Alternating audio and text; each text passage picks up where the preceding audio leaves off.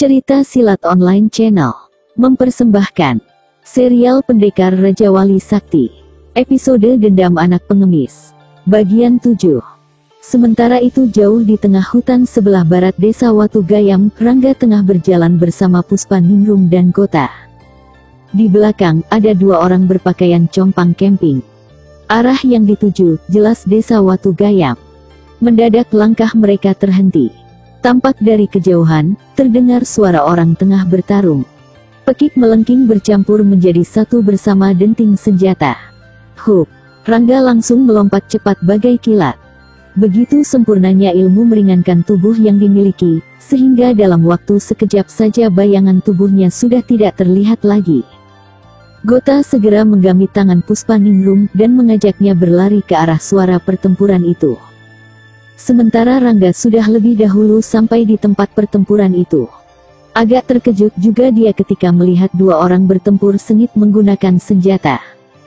Yang seorang memegang pedang panjang berkilat, sedangkan seorang lagi menggunakan tombak panjang bermata tiga. Rangga bergumam pelan. Dia hanya berdiri memperhatikan, karena sama sekali tidak mengenali kedua orang itu. Saat pendekar Raja Wali Sakti itu tengah berpikir, muncul Gota dan Puspa Ningrum yang langsung menghampiri Rangga. "Kakang!" Puspa Ningrum mendesah begitu mengenali orang yang memegang pedang. "Dipa Sentana." Gota juga mendesis tertahan. Gota dan Puspa Ningrum saling berpandangan.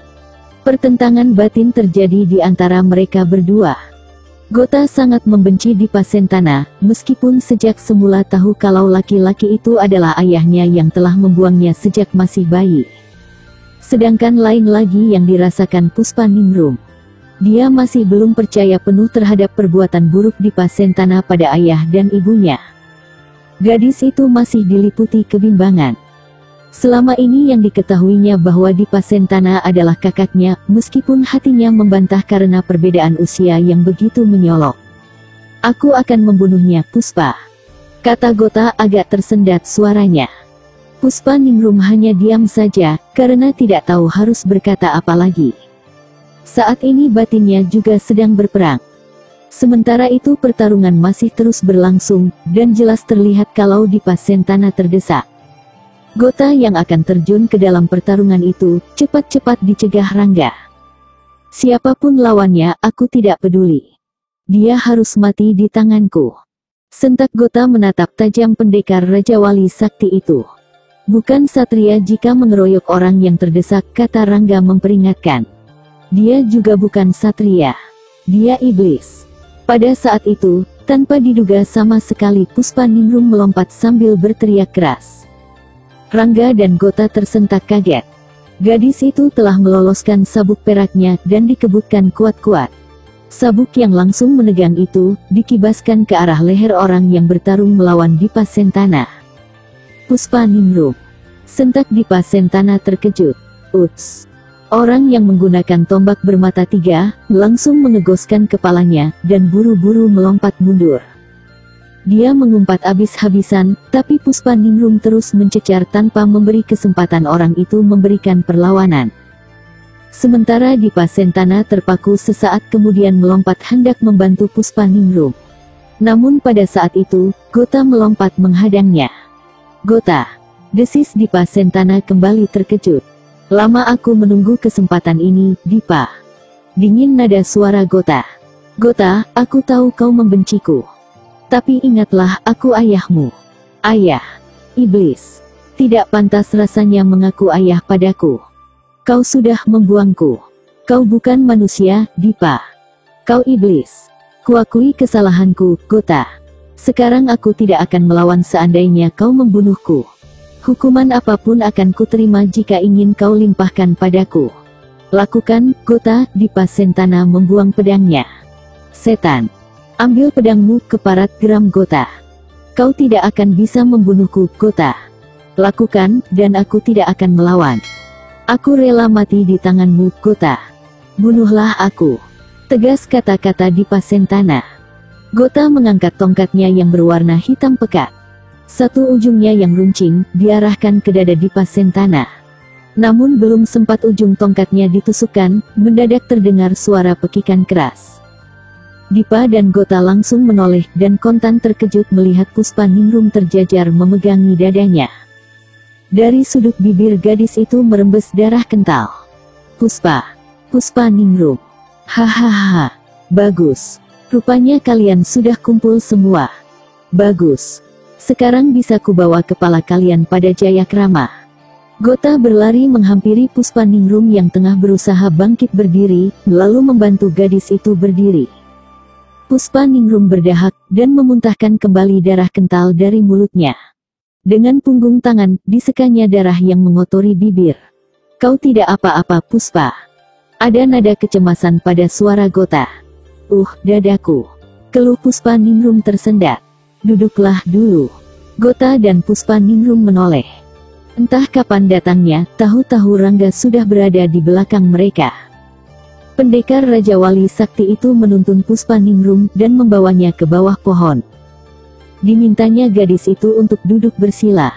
Puspaningrum tidak membantah, lalu duduk bersila. Kedua telapak tangannya menempel di lutut. Rangga kemudian duduk bersila di depan Puspaningrum. Sebentar dipejamkan matanya, lalu dipusatkan hawa murni pada telapak tangannya. Kemudian perlahan-lahan ditempelkan telapak tangannya di dada gadis itu. Puspaningrum agak tersentak. Namun begitu merasakan hawa panas mengalir melalui dadanya, dia terdiam dengan mata terpejam. Puspaningrum memuntahkan darah kental berwarna merah kekuning-kuningan. Sesaat kemudian, tubuhnya mengejang, lalu roboh lunglai. Gota langsung memburu tapi buru-buru dicegah Rangga. Pemuda pengemis itu hanya bisa memperhatikan di samping gadis itu. Sedangkan Rangga menggerakkan jari-jari tangannya di beberapa bagian tubuh Puspaningrum. Puspaningrum terpekik tertahan. Satu hentakan tangan Rangga menggoncangkan dada gadis itu. Namun Puspaningrum hanya merintih lirih lalu bangkit duduk bersila kembali. Sementara Rangga menarik napas panjang. Dia bangkit berdiri dan membiarkan gadis itu bersemadi. Bagaimana dia? Tanya Gota tidak dapat menyembunyikan kecemasannya.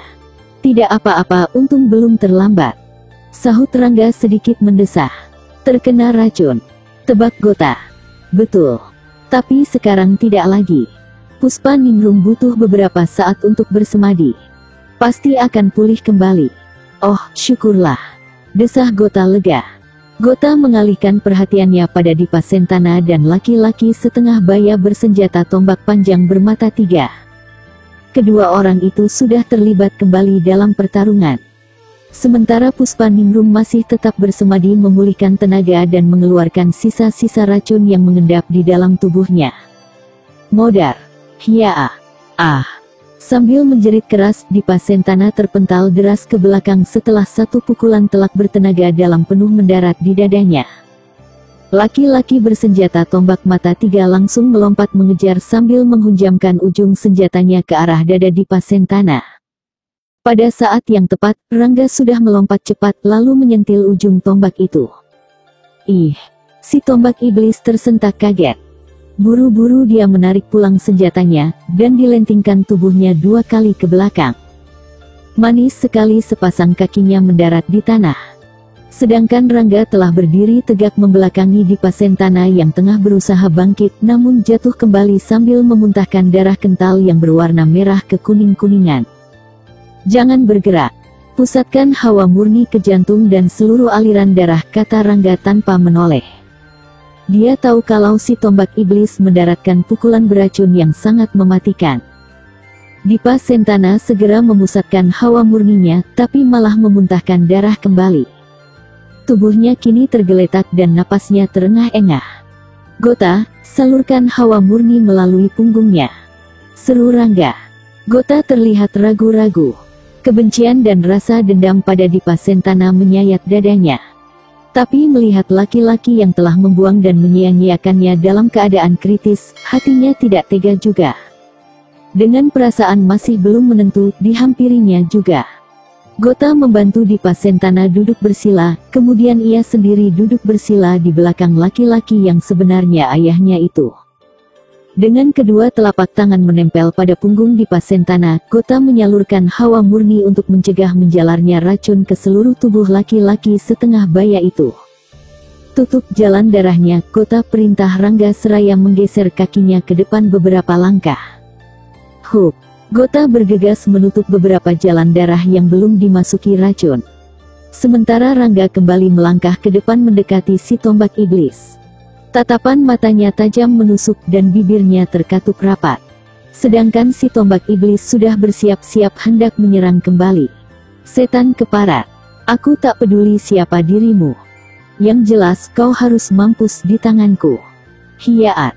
Si tombak iblis melompat menerjang sambil menggeram marah. Senjatanya yang bermata tiga, dikebutkan dan ditusukkan dengan kecepatan tinggi. Pendekar Raja Wali Sakti berlompatan meliuk-liukkan tubuhnya menghindari serangan beruntun itu. Dikerahkan jurus 9 langkah ajaib yang selalu digunakan pada awal-awal pertarungannya. Dengan jurus itu Rangga dapat mengukur tingkat kepandaian lawan.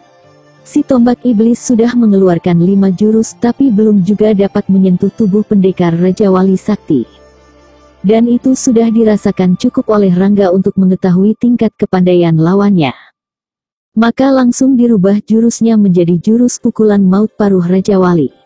Awas kepala! Teriak Rangga tiba-tiba. Uts! Si tombak iblis langsung merunduk begitu satu pukulan keras dan tiba-tiba melayang ke arah kepalanya. Tapi tanpa diduga sama sekali, satu tendangan melayang mengarah ke pinggang. Si tombak iblis merungut kesal. Buru-buru ditarik mundur tubuhnya. Dan pada saat itu, Rangga mengibaskan tangan kiri ke arah dada. Hap! Si tombak iblis menangkis menggunakan tombaknya. Betapa terperangahnya dia karena dengan cepat sekali Rangga memutar tangannya dan langsung menyodok bagian atas perut. Si tombak iblis jadi terbeliak mendapat serangan yang begitu cepat dan beruntun. Buru-buru dia melompat mundur beberapa langkah. Namun pada saat itu Gota melompat cepat sambil mengibaskan tongkatnya ke arah punggung. Ah! Si tombak iblis memekik tertahan. Tubuhnya langsung terhuyung ke depan. Pada saat yang sama, Rangga yang sudah melompat mengerahkan jurus Raja Wali menukik menyambar mangsa, menjadi terkejut dan tak mungkin lagi menarik pulang serangannya. Maka satu tendangan keras mendarat di kepala si tombak iblis. Si tombak iblis meraung keras sambil memegangi kepalanya. Darah merembes keluar dari sela-sela jarinya. Selagi si tombak iblis meraung sambil terhuyung, Gota kembali melancarkan pukulan dibarengi tendangan. Segera diakhirinya pertarungan itu dengan satu tusukan tepat ke jantung si tombak iblis. Sekali lagi si tombak iblis menjerit melengking tinggi.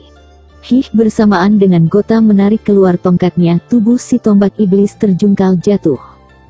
Seketika itu juga nyawanya melayang dari badan. Darah mengucur dari kepala yang retak dan dada berlubang dalam sampai tembus ke punggung. Gota memandangi mayat yang membujur bersimbah darah itu. Tidak jauh di seberangnya berdiri pendekar Raja Wali Sakti. Agak lama juga Rangga bersama Gota menunggu Puspaningrum dan Dipa Sentana selesai bersemadi. Sedangkan 2 orang pengemis yang menyertai mereka, sudah menyiapkan ranting kering untuk api unggun.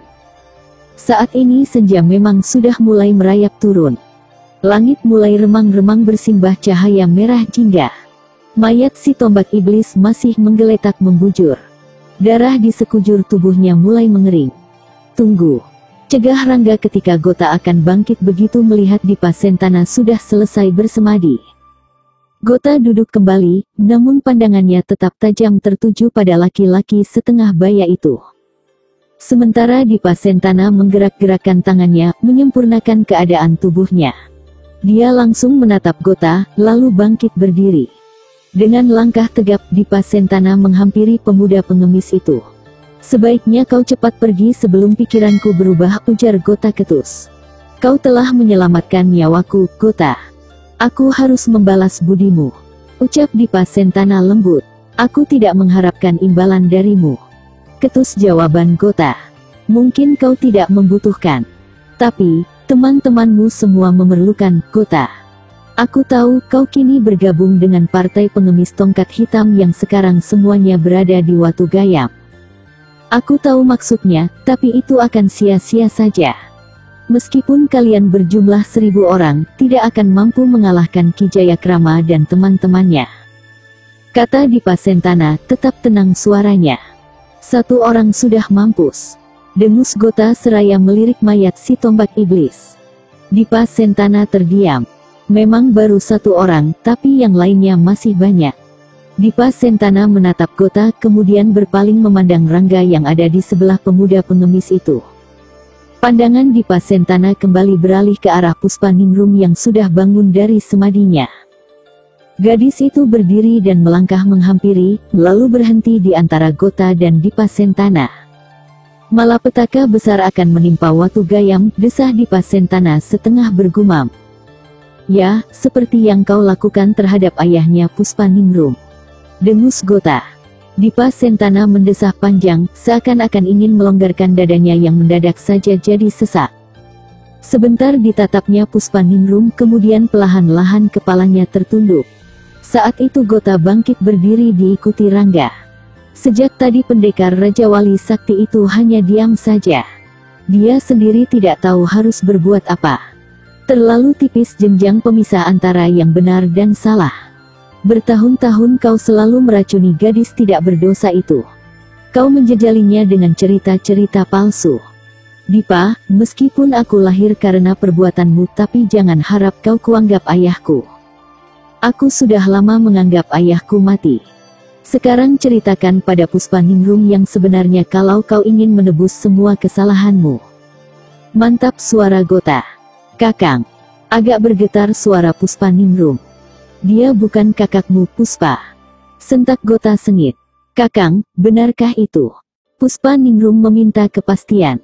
Dipa Sentana menarik napas panjang dan menghembuskannya kuat-kuat. Ditatapnya dalam-dalam gadis cantik yang tengah diliputi kebimbangan. Perlahan kepalanya terangguk lemah. Oh, Puspaningrum menutup bibirnya. Sepasang bola mata yang indah membeliak lebar menatap tidak percaya pada Dipa Sentana. Perlahan-lahan dia melangkah mundur 2 tindak. Tubuhnya agak bergetar bagai terserang demam. Sementara Dipa Sentana hanya bisa menatap dengan sinar mata penuh rasa penyesalan. Sudah bisa diduga hal ini pasti terjadi, tapi perkiraannya tidak akan seburuk ini. Dipa Sentana melangkah hendak mendekati gadis itu. Jangan dekat, sentak Puspaningrum tiba-tiba. Puspa, maafkan aku. Tersendat suara Dipa Sentana. Penipu, pembohong. Kau yang selama ini kuhormati, ternyata tidak lebih dari seorang bajingan. Pengecut. Pekik Puspaningrum, berlinang air matanya. Maafkan aku Puspa, ucap Dipa Sentana penuh penyesalan. Pergi kau, pergi, jerit Puspaningrum histeris. Puspaningrum menangis sesenggukan. Rangga menghampiri dan merengkuh gadis itu ke dalam pelukannya. Pendekar Raja Wali Sakti itu membiarkan Puspaningrum menangis di dalam pelukannya. Sementara Gota tampak bergetar menahan marah. Sedangkan Dipa Sentana tertunduk diam penuh penyesalan. Bajingan kau, Dipa. Geram Gota memuncak amarahnya. Hiyaat. Gota. Sentak Rangga terkejut. Tapi Gota tidak bisa lagi membendung amarah dan dendamnya. Dia sudah melompat dan mengirimkan beberapa pukulan beruntun. Dipa Sentana yang sedang dihinggapi rasa penyesalan, tidak melawan sedikit pun. Dibiarkan saja tubuhnya menjadi sasaran empuk pukulan dan tendangan pemuda pengemis yang lahir dari darah dagingnya sendiri. Pemuda yang sewaktu bayi dibuang karena tidak ingin menimbulkan malapetaka. Gota, hentikan! Teriak Puspaningrum langsung melepaskan diri dari pelukan Rangga. Biar kubunuh dia. Manusia keparat. Setan. Gota seperti kemasukan setan saja. Dia mengamuk dan menghajar Dipa Sentana dengan pukulan-pukulan dan tendangan yang keras. Namun tidak sedikit pun Dipa Sentana melawan. Dia diam saja, jatuh bangun kena amukan pemuda pengemis itu. Darah sudah mengucur dari sudut bibirnya. Tubuhnya babak belur, biru lebam. Gota, hentikan! Bentak Rangga langsung melompat dan mencekal tangan pemuda itu. Lepaskan! Biar kubunuh dia! Jerit Gota berusaha memberontak. Tapi Rangga mencekalnya kuat-kuat. Sementara Puspaningrum jadi termangu. Sebentar ditatapnya Dipa Sentana yang menggeletak mengerang lirih, sebentar kemudian beralih ke arah Gota yang tengah memberontak mencoba melepaskan diri. Kendalikan amarahmu, Gota. Tidak ada gunanya mengumbar amarah, kata Rangga mencoba menyadarkan pemuda pengemis itu. Oh, Gota mengeluh. Tubuhnya bergetar menggigil dan jatuh berlutut. Dia menangis sesenggukan seperti anak kecil. Rangga melepaskan cekalannya pada tangan pemuda itu. Dibiarkan saja Gota yang menangis memukuli tanah berumput. Pendekar Raja Wali Sakti itu menghampiri Dipa Sentana dan memeriksa luka-lukanya. Kenapa kau mencegahnya? Aku rela mati di tangannya. Hanya itu jalan satu-satunya untuk menebus semua dosa-dosaku padanya. Aku memang pantas mati. Aku bukan ayah yang baik. Aku telah membuangnya hanya untuk kekuasaan. Aku berdosa, rintih Dipa Sentana lirih. Puspa Ningrum menghampiri dan berlutut di samping Rangga. Dipa Sentana memandang gadis itu. Ada setitik air bening menggulir dari sudut matanya. Maafkan aku, Puspa. Lirih suara Dipa Sentana. Kakang, ujar Puspa Ningrum di sela isaknya. Tidak pantas aku menerima air matamu, Puspa. Aku telah membunuh ayahmu, memperkosa ibumu, meruntuhkan kejayaan orang tuamu. Kaulah satu-satunya ahli waris Watu Gayam. Aku bukan kakakmu. Aku hanya seorang pembunuh yang haus kekuasaan. Maafkan aku, Puspa. Semakin lirih suara Dipa Sentana. Puspa Ningrum tidak bisa berkata-kata lagi. Dia hanya menangis, tidak tahu apa yang harus dilakukan. Pengakuan Dipa Sentana memang menghancurkan hatinya, tapi juga membahagiakannya. Entah apa lagi yang ada dalam hatinya saat ini. Hanya air mata yang bisa ditumpahkan untuk mengeluarkan perasaannya. Tangan Dipa Sentana bergetar menggapai menjulur. Diusapnya air mata yang berlinang membasahi pipi Puspa Ningrum. Bibirnya yang berlumuran darah bergetar memberikan senyuman. Sesaat kemudian, tubuhnya mengejang, lalu jatuh lunglai. Oh, tidak. Jerit Puspa Ningrum tersentak. Rangga cepat-cepat merengkuh bahu gadis itu, dan memeluknya erat-erat. Puspa Ningrum semakin keras tangisnya. Sementara Dipa Sentana sudah terbujur mati, dengan bibir mengulas senyum. Rangga membawa Puspa Ningrum bangkit dan melangkah menjauh. Sempat diliriknya Gota yang menatap terpaku pada tubuh Dipa Sentana. Ayah! Bergetar dan pelan sekali suara Gota. Ayah! Tiba-tiba saja Gota melompat dan menubruk tubuh Dipa Sentana yang membujur kaku. Gota terus histeris sambil memeluk memanggil-manggil ayahnya. Sementara Rangga yang menyaksikan itu menjadi serba salah. Dia harus menenangkan Puspa Ningrum, tapi sekarang Gota malah histeris memeluk dan mengguncang-guncang tubuh Dipa Sentana. Oh, tidak, tidak. Ayah, kau tidak boleh mati. Kau harus hidup. Kau ayahku. Rintih Gota seraya mengguncang-guncang tubuh yang tak bernyawa lagi itu. Mendadak Gota terdiam. Dipandanginya wajah Dipa Sentana yang berada di dalam pelukannya. Perlahan-lahan diturunkan tubuh ayah kandungnya itu, kemudian bangkit berdiri. Tatapan matanya tetap tertuju pada tubuh Dipa Sentana yang membujur tidak bergerak lagi. Aku tidak membunuhmu, ayah. Mereka yang menyebabkan semua ini. Dengus Gota dingin. Jayakrama, kau harus membayar mahal nyawa ayahku. Kau harus mampus, Jayakrama keparat. Suara Gota terdengar keras menggelegar. Tanpa disadari teriakannya disertai pengerahan tenaga dalam, sehingga suaranya bagaikan mengguncangkan bumi, dan menggugurkan daun-daun. Kubunuh kau, Jayakrama. Bersambung ke Dendam Anak Pengemis bagian 8. Masih bersama Cerita Silat Online Channel. Jangan lupa like and subscribe, terima kasih.